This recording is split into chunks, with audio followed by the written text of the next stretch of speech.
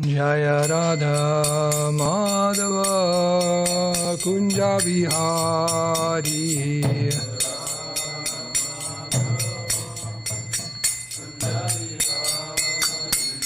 Jaya Radha Madhava Kunja Vihari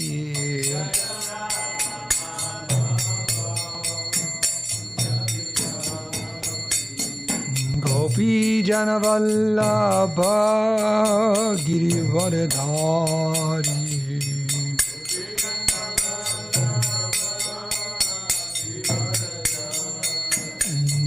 Gopi Janavallabha Girivardhari. Thank you.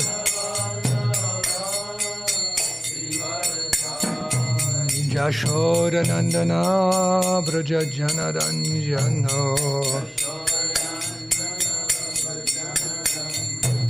Yashoda Nandana Braja Janaranjana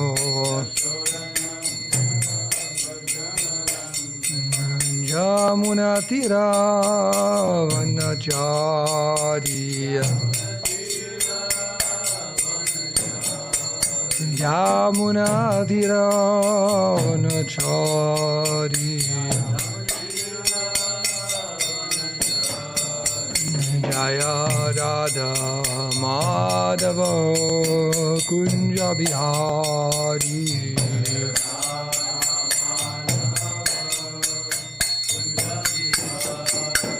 Jaya Radha Madhava Kunja Bihari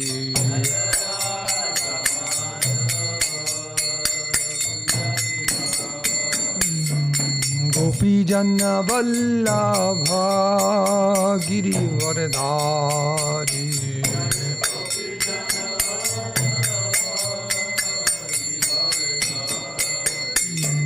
Gopi Janna Vallabha Girivardhari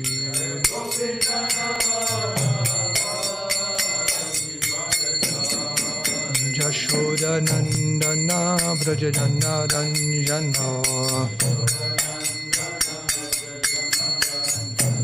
Yashoda Nandana Braja Janaranjana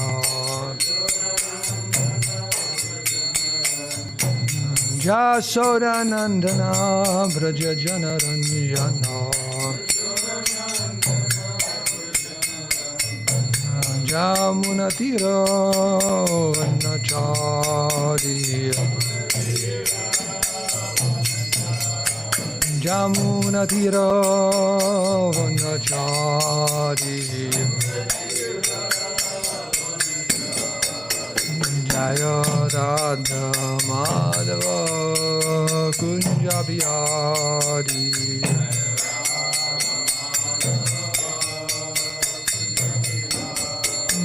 Jaya Radha Madhava Kunja Bihari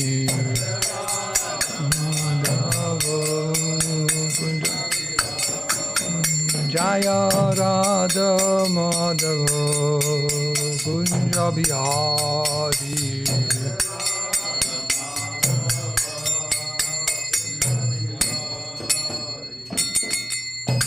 Jai Om Vishnupad Paramahamsa Parivrajaka Jaja Shudra Shri Srimad His Divine Grace of Charanaravinda Bhakti Vedanta Swami Srila Prabhupada Ki Jai Jai Om Vishnupad Paramahamsa Parivrajaka Jaja Shudra Shri Srimad His Divine Grace Srila Bhakti Shranta Saraswati Goswami Maharaj Prabhupada Ki Jai Ananta Koti Vaishnava Vrinda Ki Jai Grantara Srimad Bhagavatam Ki Jai Sam Veda Bhakti Ki Jai Go Premanandi all glories to the assembled devotees all glories to the assembled devotees all glories assembled devotees all glories Sisi Guru and Sri Gauranga Dharmaraj Prabhu, would you like to open that door a little bit? Get some air in here.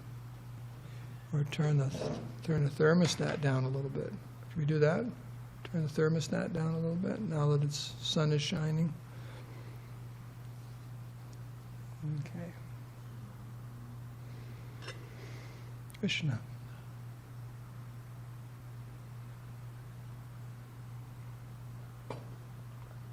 This morning, reading from the Srimad Bhagavatam, 7th canto, 3rd chapter, text 30. Continuing Hiranyakashipu's glorification of Lord Brahma in hopes of getting a blessing or benediction, right? You call it sweet talking. You call someone like the Supreme Personality of Godhead, he'll inflate their ego, you know. But as Dravida was pointing out yesterday, this is really all Krishna, because Krishna is the one investing all these different potencies in Lord Brahma. Brahma Samhita says it's just like a gem, right? Just like a gem reflects the light of the sun. So Brahma is reflecting all of Krishna's potency, a lot of it, to create the whole universe. So text 30. Om Namo Bhagavate Vasudevaya.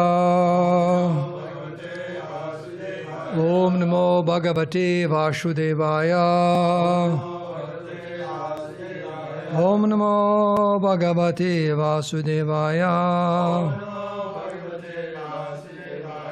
Tvam saptatantun vitanosi vitanoshi tanva traya chatur hotraka vidyaya cha tvam ekam atmatmatvatam anadir anantaparaha kavir antaratma tvam saptatantum vitanoshitanva traya chaturhotraka vidyaya cha tvamekamatma matvatam anadir anantapara kavi antaratma tvam saptatantum vitanoshitanva traya chaturhotraka vidyaya cha tvamekatma matvatam anadir anantapara kavirantaratma tvam saptatantum vitanoshitanva traya chaturhotraka vidyaya cha tvamekatma atmavatam anadir anantapara kavirantaratma. Would you like to chant?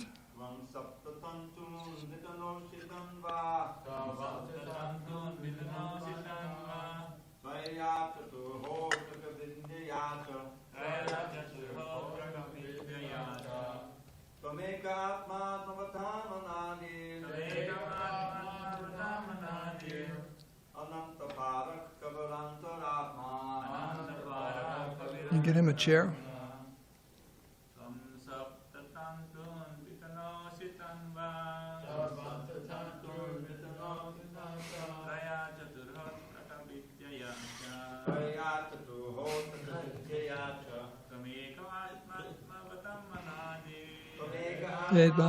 Atmanadir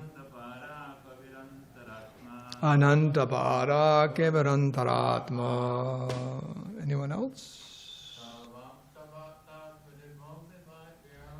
Mahatmatantum Vitanoshitanva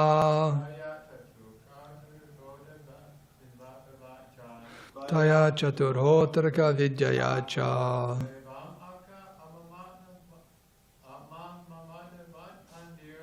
Tvamekatmatmatvatam anadir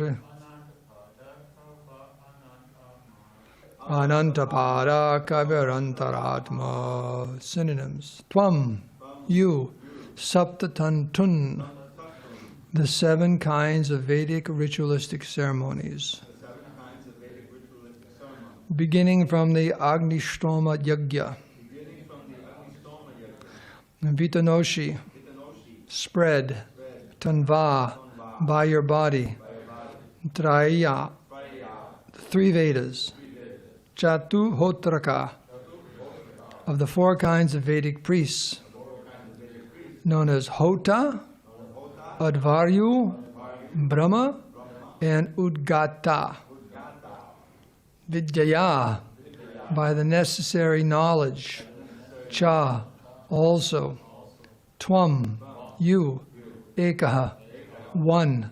Atma, the Supersoul.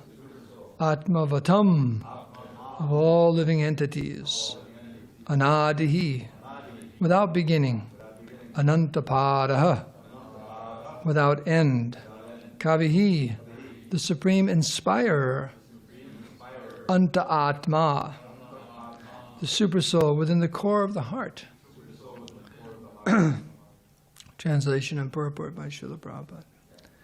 My dear Lord, by your form as the Vedas personified and through knowledge relating to the activities of all the yogic brahmanas, you spread the Vedic ritualistic ceremonies of the 7 kinds of sacrifices headed by Agnishtoma. Indeed, you inspire the yogic brahmanas to perform the rituals mentioned in the 3 Vedas. Being the Supreme Soul, the Supersoul of all living entities, you are beginningless, endless, and omniscient, beyond the limits of time and space. Purport. The Vedic ritualistic ceremonies, the knowledge thereof, and the person who agrees to perform them are inspired by the Supreme Soul. As confirmed in the Bhagavad Gita, Mattik Shmitir Jnanam Apohanam Cha. This is 15:15. From the Lord come remembrance, knowledge, and forgetfulness. The Supersoul is situated in everyone's heart. Sarvasya cāhaṁ hṛdi sanniviṣṭaḥ. īśvaraḥ sarva-bhūtānāṁ hṛd-deśe rjuna tiṣṭhati. 1861. And when one is advanced in Vedic knowledge, the Supersoul gives him directions. Acting as Supersoul, the Lord gives inspiration to a suitable person to perform the Vedic ritualistic ceremonies.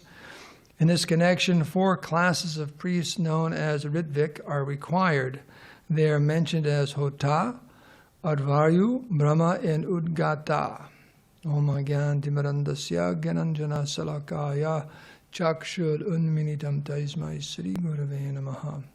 Shri Chaitanya Manobhistam Stapitam Yena Bhutale Swayam Rupa Kadamayam Dadati Swapadandikam. Sri Krishna Chaitanya Prabhu Nityananda Shri Advaita Gadadhar Shivashani Gaur Bhaktivinoda Hare Krishna Krishna Krishna Hare Hare Hare Rama Rama Rama Hare Hare. Vanchakapatarupaśta kripa sindhu bhevacha patitanam pavanebhyo vaishnavebhyo namo namaha. So by your good wishes and prayers, I'll try to say a few things this morning.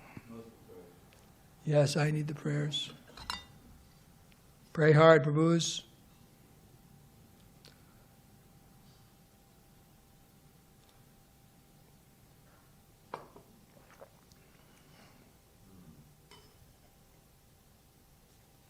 What is that? Mahatma says, it's one quote about, act as if everything depends on you. No, chant as if everything depends on you, but pray as if everything depends on Krishna.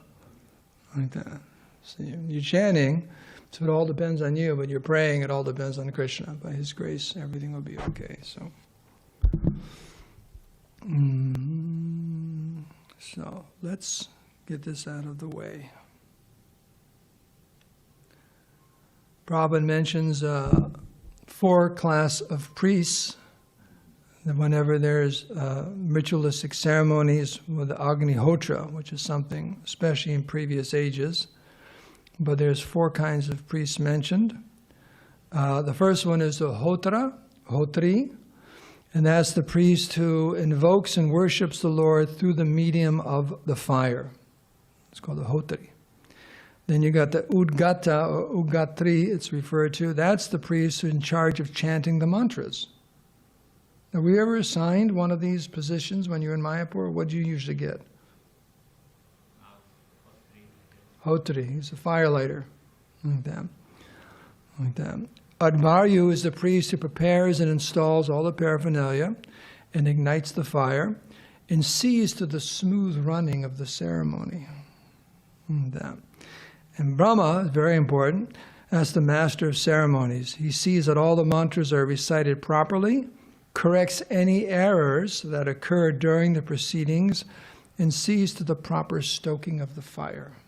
That's the Brahma. Okay. And it says, now that's 4 priests for these ceremonies, right? It says that there's only 3 priests. There will be the Advaryu, Udgatri, and Ritvik or Hotri. Only 2, you got the Udgatri and Hotri, and only 1 is the Hotri, who lights the fire and does everything. So sometimes you got to do everything. Yeah, well, you got to check yourself.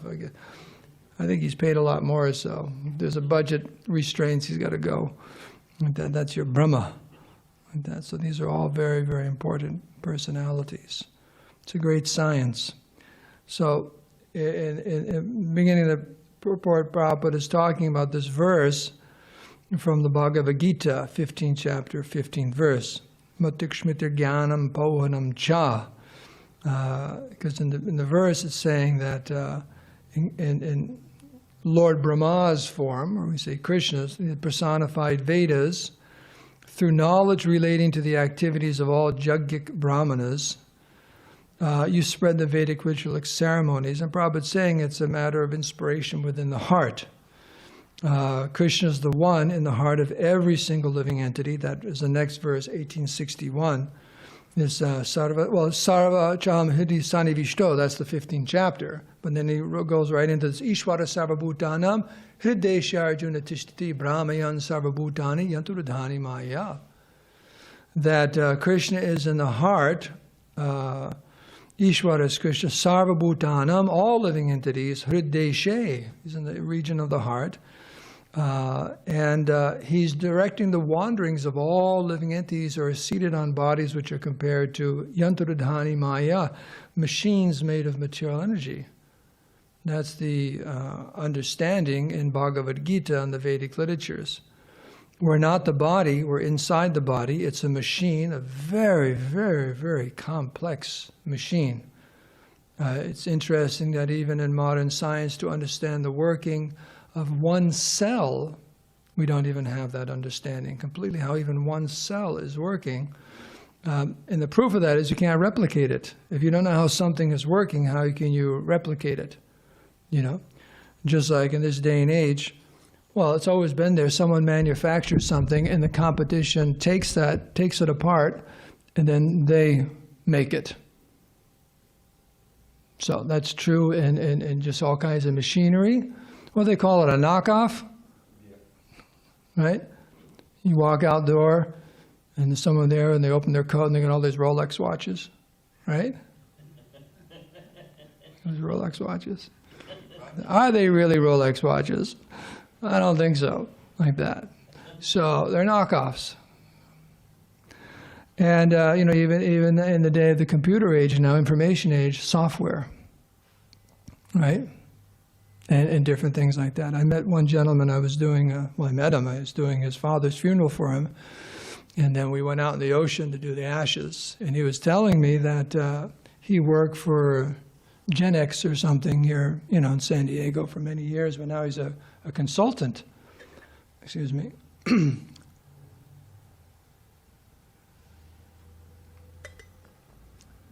For pharmaceuticals, and mostly in India. You know, manufacturing. India is actually one of the biggest manufacturers of pharmaceuticals in the world. Did you know that? You know. And he said, India is a big problem because you're in a room with all these executives and doctors and so on, and they're all asking him how they can get around the FDA. He said, I'm here to show you how you got to follow all the, if you want to sell your medicine and pharmaceuticals in America, you've got to, but they want to like save a little money, do this, that, and the other thing. And he told me, he said, but I never deal with China. I never deal with China because they'll just steal everything and do whatever they want to do. And I've met people who work in the software industry also. They say the exact same thing. They just take it. They'll just take it. They have no qualms. They forget copyrights and all that, and they just do what they want to do. They'll steal it and make a knockoff like that. So how do we get off on that tangent anyways? What was I talking about? How? The body. You know, we don't understand even one little soul. It's very, very complicated. So how is it the soul, a spiritual being from the spiritual world, is inside this body and moving it, and all these things are going on, and that's the Supersoul. That's the connection between the soul, the mind, and the material energy. Krishna's running everything, and he's giving inspiration. Prabhupada, if you go to these purports, I guess we could click on it, but one of these purports, Prabhupada brings up the point, is just like as soon as you take your birth, Krishna in the heart has to give you the remembrance of what to do. Because when we die, we go into complete oblivion and ignorance, you know, in an unmanifest state, and then all of a sudden you're in the womb, and then gradually consciousness returns, and then you come out. And then all of a sudden you start growing, and where is that information? They say instinct, right? When they talk about animals especially, instinct. But they don't know what instinct is. That's just a name they put on, you know, what's happening. But they don't really know what it is. You know, just like the example, if you read the book Nature's IQ, has anyone here read that book we put out, Torchlight put out? There's different examples in there. One example is that these birds, you know, they fly like halfway around the world. Let's say all the way from Antarctica to Michigan or something like that. And the thing is, they skip the migration one generation. So it's one thing if you flew, you know, if you flew from here to there, you know how to get back. I remember that. Fly over the Statue of Liberty, then you go down there, you know, Fort Lauderdale, and work your way over Cuba. But the point is, it's one whole generation dies off, and then they fly back. Now, where did all those birds get the information to fly back? No, it was like a little class, you know, before they passed away. Okay, I'm getting old. Let me tell you how to. Here's a map, you know. So the point being, it's inexplicable. And where is that inspiration coming from to fly all that way? You know. So there's some examples in that book. It's an amazing book. That it can't be evolution, and it can't be just something in the mind or the brain or something like that.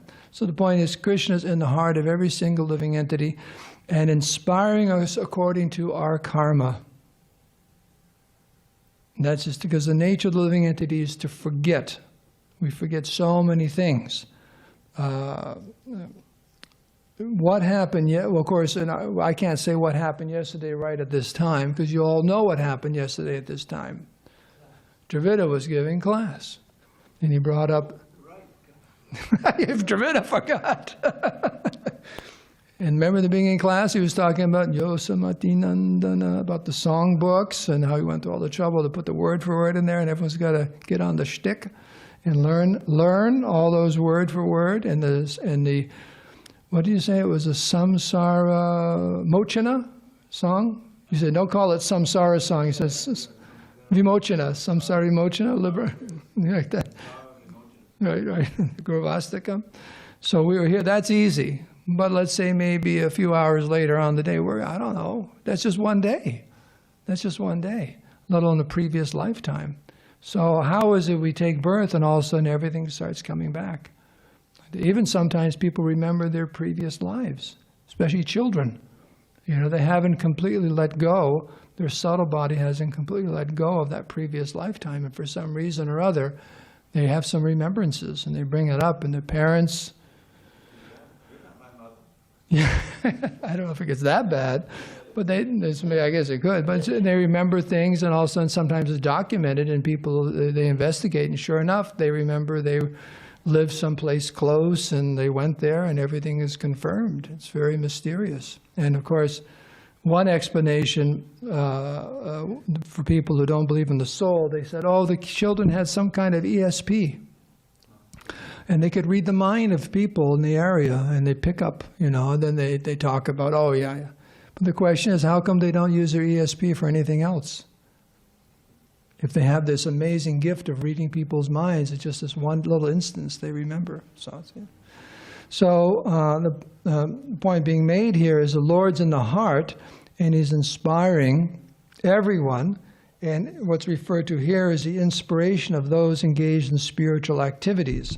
Specifically, he's referring to these 7 kinds of sacrifices headed by Agnishtoma. Now, do you happen to know what those 7 are? Is that referring to the punch the householders do, or actually 7 different yagyas like Ashvamedha yagya, Agni? Do you know what that refers to? Right, this is something else about the 7. So, and of course, this is for a previous age. Such Brahmins more or less don't exist anymore, that they can perform these different ceremonies. Because a test that you were doing it properly was an animal would be sacrificed into the fire, and then the soul would come out in a beautiful new body and just go. He said, okay, we got it down. Let's go on with the sacrifice. That wasn't the sacrifice to kill an animal. It was just a test that your mantras are so powerful that you can actually give another living entity a new body, a youthful body, and go like that. That's called fine-tuning. So where are such Brahmins today? Like that. We're doing time. Okay. And Supersoul is in the heart of every living entity, mattukshmitir jnanam apohanam cha, sometimes giving remembrance, giving knowledge, giving forgetfulness. If the living entity wants to forget Krishna, Prabhupada says, he'll help you forget Krishna forever. If that's what you really want to do, Krishna says, okay. Krishna's not like on an ego trip or something like that. You know, if you don't want to have a relationship with me, or you have a relationship with me, if you don't want to have a positive relationship with me, that's okay. In the sense that Krishna knows that sooner or later the living entity will come back around, just like parents and children. The child's acting up and this and that. It's okay, just do what you want. Because the parent knows the kid,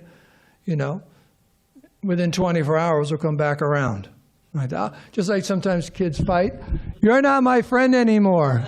Right? You ever do that one? You're not my friend anymore.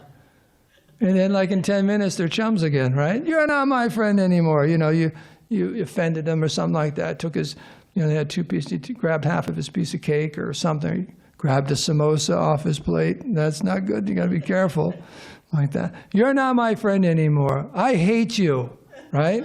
And then within 20 minutes, best friends, right? So it's just you come back around. But the living entity, if wants to forget Krishna, Krishna says, okay, for now, go ahead, try it, like that. But in the purport here, Prabhupada says something else, because Krishna's doing this for every single soul. Every single soul. And so imagine, you think about it, like even plants and animals and insects, they have consciousness, and Krishna's helping them operate in this material world. Forget your last life. That's one reason you have to forget your last life, because you won't know what to do in this lifetime. If you're vacillating between the consciousness of a dog and a fish, how will you survive?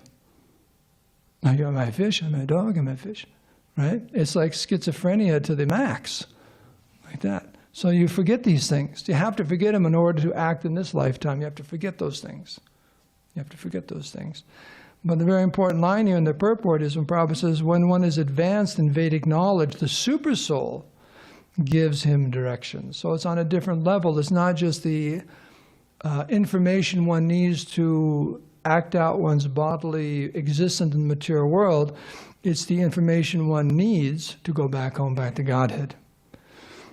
And Krishna's really excited when the living entity aspires for or wants that information.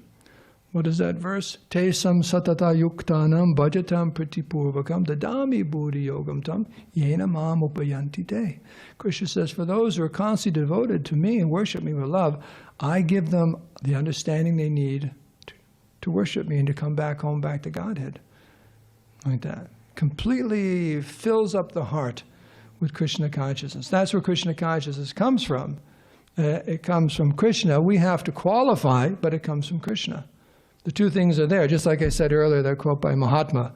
You chant as if it all depends on you, but you pray that it all depends on Krishna. So the two are there. The endeavor is there. Tesam satata yuktanam. One's always engaged in pure devotional service or devotional service. Krishna dami, dadami means I give. Dadami buddhi yogam tam. I give you all the inspiration and Krishna consciousness you need to be going back home, back to Godhead. So if we are concerned about the quantity and quality of our Krishna consciousness, what do? Look in the mirror. Is Krishna like, is there a shortage? Is Krishna out? Is Krishna out of Krishna consciousness? You know, just like they have sometimes an oil shortage or this or that. It's like, what happened? They ran out of toilet paper, right, during COVID. So is Krishna like out of Krishna? He's making some more in Goloka, and he's like, I'll get it to you, I'll get it to you. No. Plenty of Krishna consciousness is there, so it's us.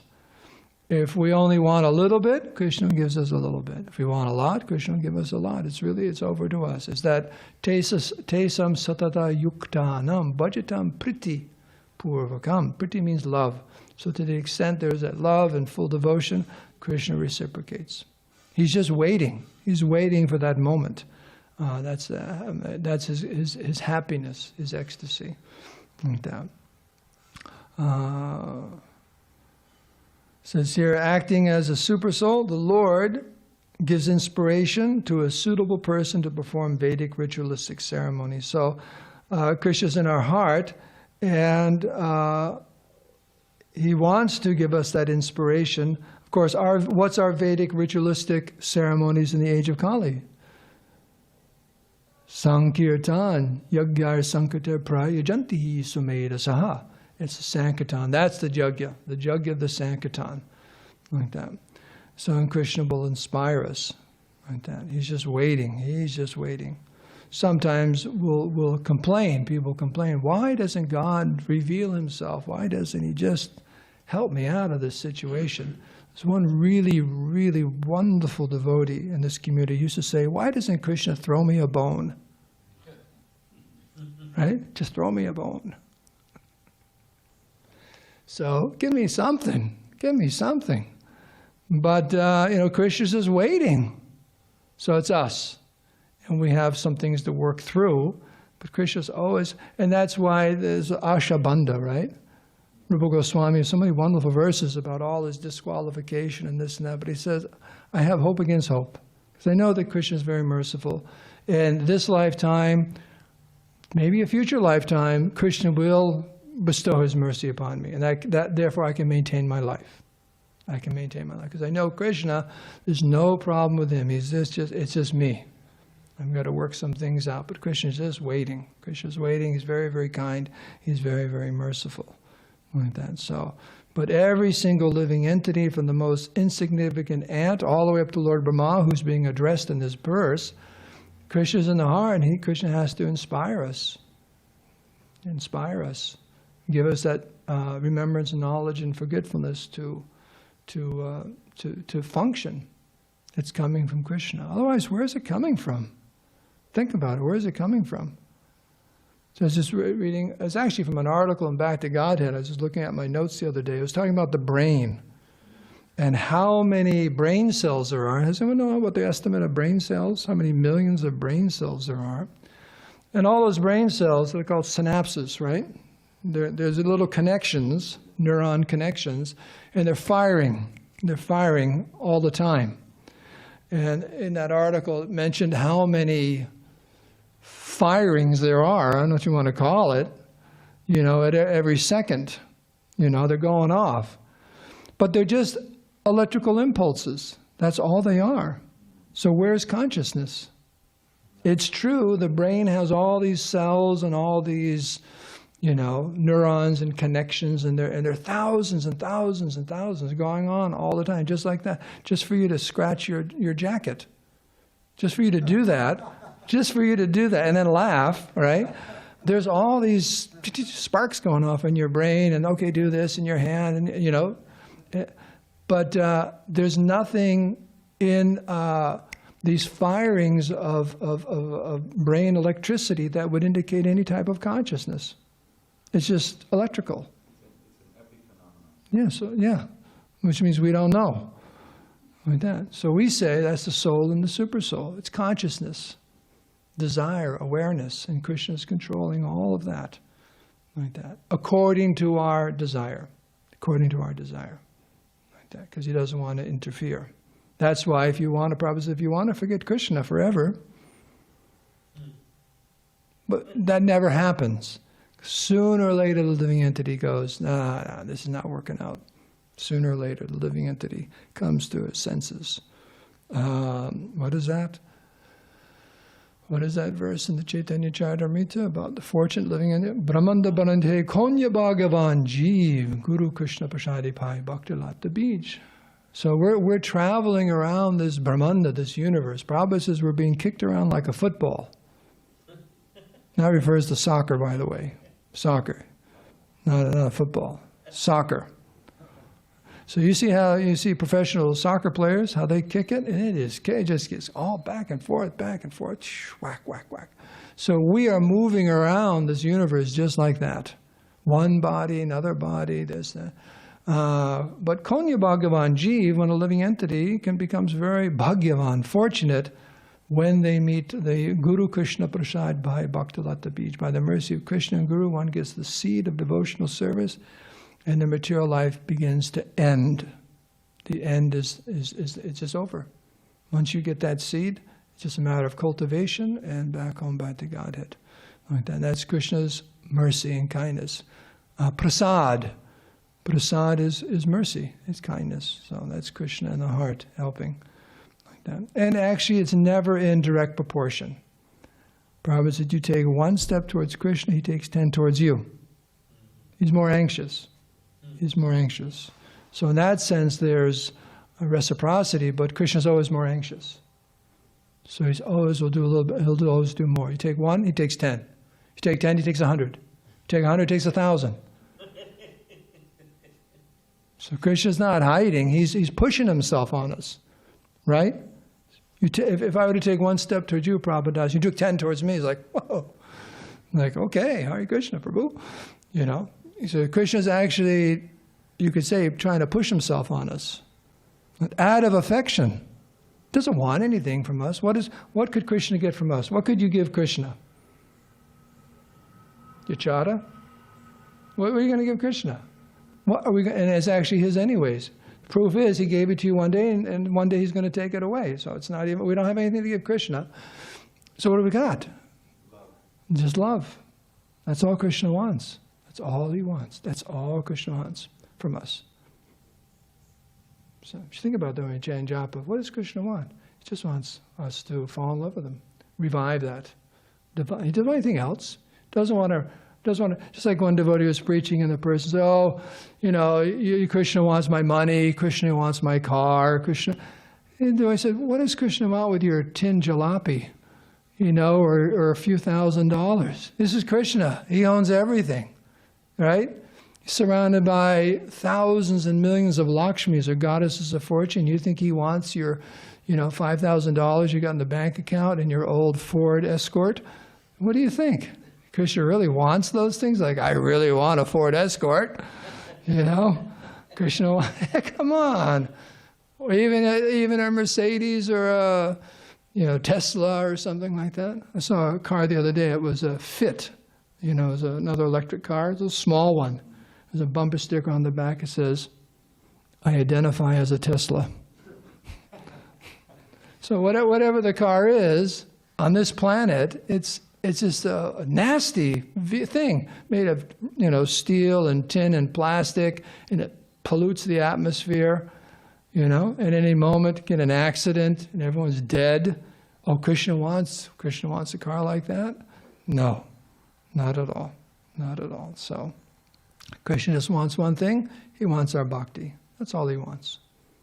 And he's very kind that if there are certain things that are impeding our advancement in Krishna consciousness, he'll take those away. Jagannath will take those away. Balaram helps you remove them yourself. There's certain impediments you got to take care of yourself, and that's Lord Balaram. You pray to Lord Balaram for those kind of impediments that you got to do yourself. And Jagannath, he'll take some away on his own. But then it comes to there's certain things you got to do yourself, and that's Bala. You pray to Lord Balaram for that. Like that's his specialty, helping the devotee with the potency they needed to remove the anarthas. Okay. So I've gone over. I'm sorry. Any questions, comments, corrections, annotations? So this perpetual puzzle that I have with all these verses, and this one, he's addressing Brahma as the Supersoul, the Supreme Soul, the Supersoul of all living entities. You are beginningless, endless, omniscient. Omniscient? Brahma's not omniscient. Not like Krishna, beyond the limits of time and space. Right. So isn't he going overboard here? I mean, if I were Brahma, I would say, no, I'm not the super soul. You know, Krishna's the super soul. But he doesn't say that. And then purport Prabhupada just gets inspired by the super soul. He describes the function of the super soul. So what gives? I mean, am I right? He's kind of overdoing it. He's hoping that he's speaking to God and the super soul, or is he just flattering Brahma so he can get what he wants? Well, one thing is, I don't think Hiranyakashipu is a good authority on what Krishna consciousness is. That's one thing we've seen. Mm-hmm. So I wouldn't trust them as far as calling the shots on the identity of the Supreme Personality of Godhead and knowledge of the Lord. He has some information. He's definitely going overboard because some of these qualities do not pertain to Lord Brahma. They just don't. That's what I'm saying. And whether it's he's just trying to butter him up, as they say, Exactly. or he's mistaken. He doesn't really know. But I think he knows. Does he really know who Vishnu is? He just knows Vishnu is maybe one of the devatas that killed his brother. Or does he know Vishnu as the Supreme Personality of Godhead and all the demigods worship Vishnu? I'm not sure. That may come out in the future. But again, just like this verse says, apohanam cha, Krishna's in the heart. Yeah. And even when Lord Nrsingadev came out of the pillar in front of him, saying, "Who are you?" Yeah, he didn't. I mean, come on. He's saying, "Where's your God?" Prahlad says, "Oh, he's everywhere." He says, "In the pillar?" "Oh, yeah, God's in the pillar." So God comes out. He goes, "Who are you?" So there's a poem there. He didn't and if he really knew, he would have run. What's the point? If he really knew, he'd pay his dandavats and say, "Please forgive me," and he'd fall at the feet of his son and beg forgiveness if he really knew. But even then, I mean, it's all pastime also. Because Lord, Yeah.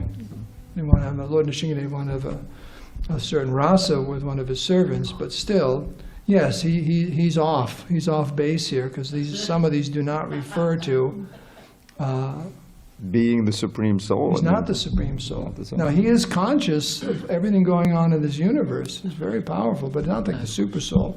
Just like Prabhupada says about Yamaraj, says Yamaraj knows every living entity, but that's by the grace of the Super Soul. In that sense, Right. but he's not the Super Soul.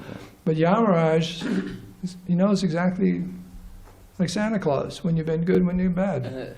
It's the Adi Claus, right? He just knows everything by the arrangement of the Super Soul. Because how can a jiva know that? So Krishna knows. And this omniscient thing. Like that. It's like the Guru. Sometimes the boys would say, "Oh, Prabhupada would just look at them," and he just, Prabhupada see right through you, a self-realized soul. By the agency, arrangement of the Super Soul, knows the jiva. Just knows. But that's by Krishna's arrangement. Krishna gives that information. Any other comments or Haribol. concerns? Hare Krishna. Yes, Prabhu. Hare Krishna. Hare Krishna, Dharmasetu Prabhu. I have a question. Please.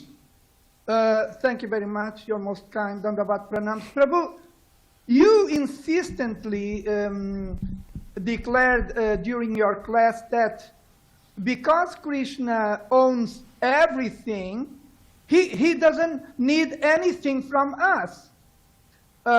So based on this, my question is, isn't that it is expected that even our love for him is to be owned by him?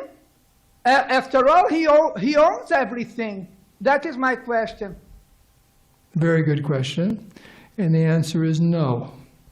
It's the one thing Krishna, because love is something given freely from the heart, and Krishna can't own that. It has to be given freely. If he owned it, he could just take it, but he can't.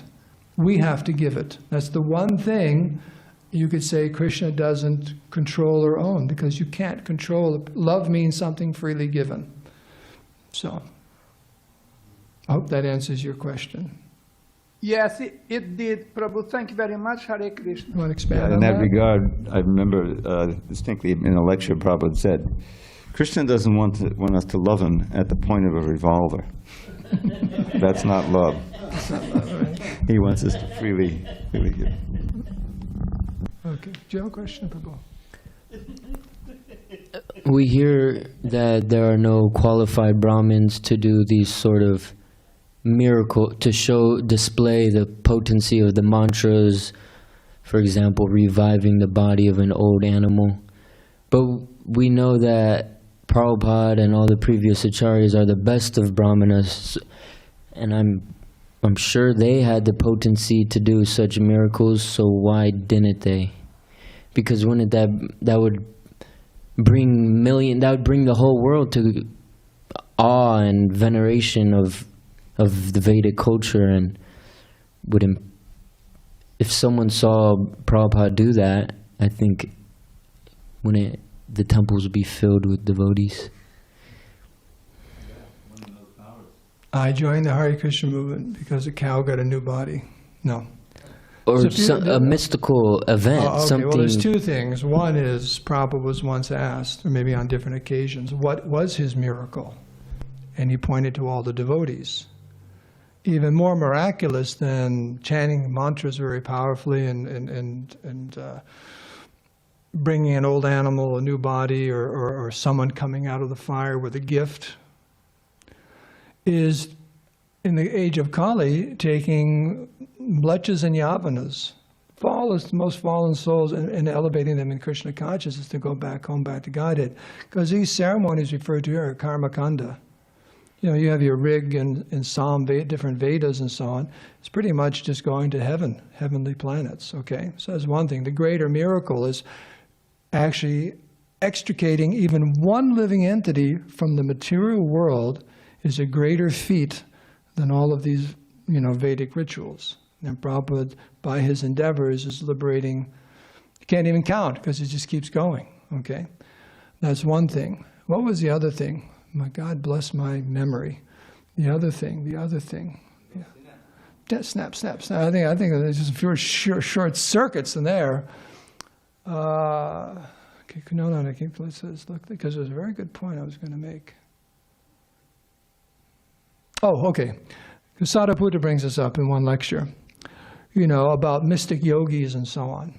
If they just displayed, like people would think, wow, that's true, all this stuff is true, and this and that. And he gave the example that in Europe, there was a group of scientists, even Madame Curie and her husband were on this board, and I think even Darwin's bulldog, what was his name? The one who actually marketed Darwin. Because Darwin was a sickly man. He just more or less never left his house. I forget his name, Huxley or something like that. So some very prominent scientists of the day were on this committee. It was on metaphysics and paranormal, okay? And there were different personalities that could do all kinds of amazing things. There's one in London, this gentleman, he would levitate right out of his window over a street in London, and people look up and he's there. And they had him, he'd play accordion, like you need two hands, right? With one hand, playing beautiful music and all that. And they even put it in a cage so he wasn't so they're different mystical persons like that. They were testing them, and sure enough, there were no tricks. These people were like mystic yogis and so on. But people didn't believe it. They didn't believe it. The science of the day said that's a bunch of hooey, you know? Didn't believe it. Didn't make a dent in anything. Proving that there's something paranormal, something beyond our day-to-day experience. How can you explain something like that? There must be another level of existence. You know, we discussed that, I think the other day, maybe I gave class about that book from India, about the yogis and so on. That one British man went all around. How do you explain someone just sitting in trance and dying and then coming back to life when they want to? Yeah, I could give the example of Jesus Christ and so on, that purport last week. So, oh, if people just knew all these things were true, they would just like knock down the door to become Hare Krishnas. Nah, not at all. Not at all. Yes, Prabhupada, you get a microphone. You're gonna say something wonderful. I know you are. Yeah, I got a good one. This is from 1966 when Srila Prabhupada was at 26 2nd Avenue. So they all went up to Dr. Mishra's country estate, right? So while they were up there, Hayagriva had a dream. And he saw a beautiful golden youth, just gorgeous, beautiful, transcendental. And then someone told him, this is the Swami. And so Hayagriva said, well, in his dream, Hayagriva said, well, why doesn't he look like this? And the Hayagriva heard, because then they would follow me for my beauty. Prabhupada, the youth told him, then they would follow me for my beauty. Mm-hmm. I always loved that story. Yeah. So the real miracle is a change of heart. And that's the real. These other things people misunderstand, won't believe. You know. So. One more little story. Okay, please. I remember hearing that Prabhupada was in India, and some yogi came and visited him. You know, some mystic yogi, you know. And he could do some little thing like, you know, create some, was it apples? Okay, he knows. And so, you know, Prabhupada wasn't that impressed, you know. So he pointed to some of the devotees, you know, he said that, like you said, you know, they're liberated. This says, you know, they're chanting Hare Krishna, they're freed, and they're going back to Godhead, they're going, you know, they won't take birth again. Can you do that? Can you liberate these and hundreds and thousands of others around the world, you know? And this guy had to admit, no, I can't do that. So these little tricks and miracles, people who are foolish, they get, you know, enticed by that. And they take, you know, give them $3,000 for the mantra, whatever, you know. But what Prabhupada did is much more of a miracle and is much more significant, as you pointed out. You know, he asked him, he said, no, I can't liberate anybody. So these are my miracles sitting around you. Yeah, because most of these yajnas referred to here, again, it's demigod worship. And they would, powerful mantras and everything, please the devatas and get blessings from the devatas, but antabant upalam tesham tadbhavati alpamedasam, they're all temporary. You know, what's the point? You know, all of this arrangement, the yajnas and fires and mantras and all that, and you get a blessing for more money, longevity, a nice wife, a nice husband. Are you a hotri? Are you a udgata? Are you a, what are you? Brahma. He's definitely a Brahma. He's a referee for sure. He puts me in my place. Go ahead, Prabhu. I was also thinking that Ramanujacharya, he you know, he left. He went into samadhi, and then like 100 years later, something like that, he just came out, you know, and then his body was is now preserved. They buried him, you know, his body was in samadhi, and then he just came out, and now he's there at Srirangam. His body's being preserved there. Yeah. So even devotees sometimes, but it's the secondary kind of thing. People, yogis and other, their whole thing is to get these different kinds of siddhis, but devotees just like as a result of, as like a secondary kind of, even kind of an unwanted aspect of devotional service, they get these things. About Madhvacharya. Yeah, Madhvacharya. He could eat 3,000 bananas in one sitting. That's more than we get donated from Trader Joe's. Now, Prabhupada said that. I don't know where it is. You can, as the editor, but I heard, when I first joined, Prabhupada said that was one mistake that Christ made, displaying all these miracles, because they misunderstood. Well, that's what it means to be spiritual, that you can heal people, you can walk on water, they go for the miracles, not that actually is love of God, So, how about that? Because you can go to Kaiser and get your leg fixed, What'd you say? They won't do it? No, how do you like them apples? How do you like them apples? On that happy note, we can end here. All glories to Srila Prabhupada.